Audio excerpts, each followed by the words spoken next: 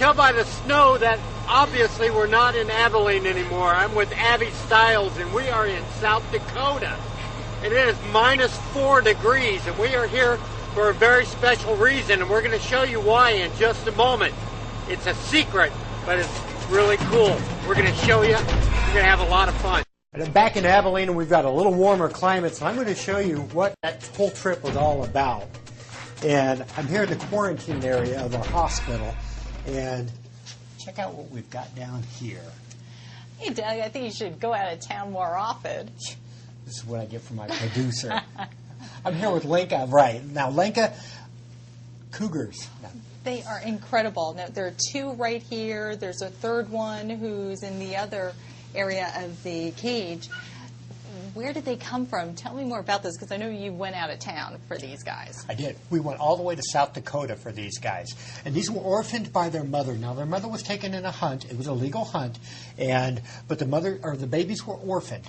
And we brought these guys in. The Fish and Game Department of South Dakota called us up and asked if we could give these cats a home. We were, certainly we can. So we made the trip, Abby and I, Abby Stiles, who's one of our mammal keepers, and I drove all the way up, and it was worth 2,000 miles of windswept fields to pick these little guys up, because they are cute, aren't they? Oh, they are, and there are 3 of them.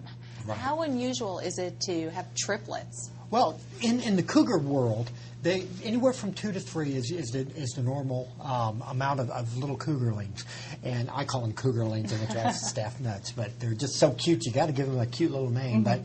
But usually 2 to 3, and sometimes the 3rd one won't always make it. But so 2 is the normal, but 3 is very, very cool. And these guys are just neat. We've got 1 male and 2 female of these, and right now they're at about 3.5 months old. And how much did they weigh, and what did they eat?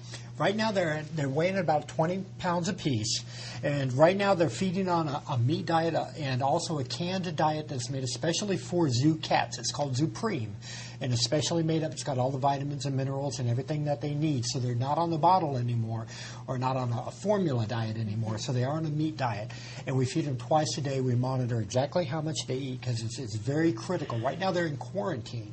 And when any animal comes into a zoo, they've got to be brought into a quarantine area. And this is a very strict, it's almost like a lockdown area. We bring them in. Very few people are allowed into this area. Just to be in here it's a very neat thing for you.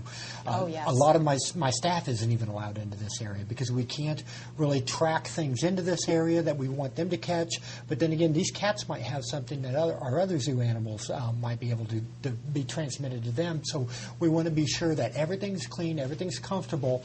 And normally these cats will be in here from anywhere from 30 to 45 days in the quarantine area. We come in here, we go through foot baths, and that's where we soak our feet down, and everything is disinfected. These guys will go through, we check their fecals for anything, roundworm, any type of other parasite.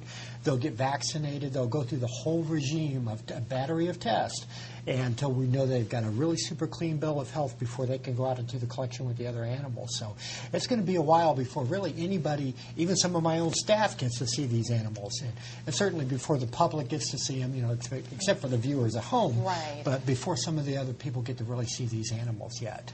How are they adapting so far? Because right now we see these 2. These are the girls, right? These are the 2 females, right? And they're inside this igloo. And how has it been for them coming to Texas? They're used to the cold of South Dakota. Right. Yeah. They've been doing pretty good. And the warmer weather, you would think, oh, they're going to think it's great. They've got a little adapting to do for that. Psychologically, they're adapting very, very well. Now, these were wild animals. Even when they were brought to the University of South Dakota, they were still kept in an area where they had very little human contact. So these are about as wild as they can be. And what we're doing is I'm coming in and I'm working with them twice a day for about an hour each time. And we also leave the television running. And as odd as that sounds, they hear human voices, they see human figures on the television, and that helps to kind of habituate them, desensitize them, if you will, to some of the sights and sounds that they're going to be bombarded with all throughout their lives. And their favorite show, On the Wild Side? On the Wild Side, definitely. So they're doing great. They're doing great. And I couldn't be more proud of the little guys and couldn't be more happy with their progress right now. So. Now, what's the difference that you see between the females and the male? Well, right now it's really tough to tell, but the males have a little broader in the cheekbone, and they're a little broader in the face, and they'll get a little heavier as they grow older and they become bigger cats. But right now they're really tough to tell, and unless you stare at them every day and you know who's who, and that's really tough to tell. They're almost looking identical, and they're really tough to tell. We're going to put little collars on them so some of the other keepers can tell who is who. But right now they're just almost identical in looks. And where will they eventually go when they do, whenever that time may be, go on public display? Well, that's a good question. Why do we have them here? I mean, we don't just bring them in. In any zoo collection, you don't just have animals for the sake of having animals. So these are brought in, and they're going to be used for our cougar conservation research, and they're also going to be used in our Elm Creek Backyard exhibit. And that's the major exhibit that we're going to be spending almost $250,000 on, if not more. And these guys are going to go over in that area. And it's going to be about a year before that is built. But these guys are going to have one of the largest cougar enclosures in North America when it's all done.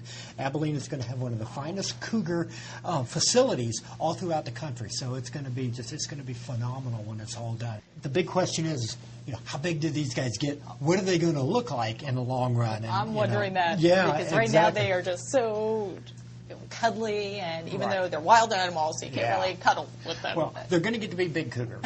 And, I tell you what, if you want to see what a big cougar looks like and you want to learn a little bit more about the conservation program that we have going on here at the zoo, we can take it on over. We can meet up with Bill, and Bill's our director here. And he can tell us a little bit more about, what a big cougar is all about and what our conservation program is here at the zoo. So why don't we go over and meet Bill and see what these are all about.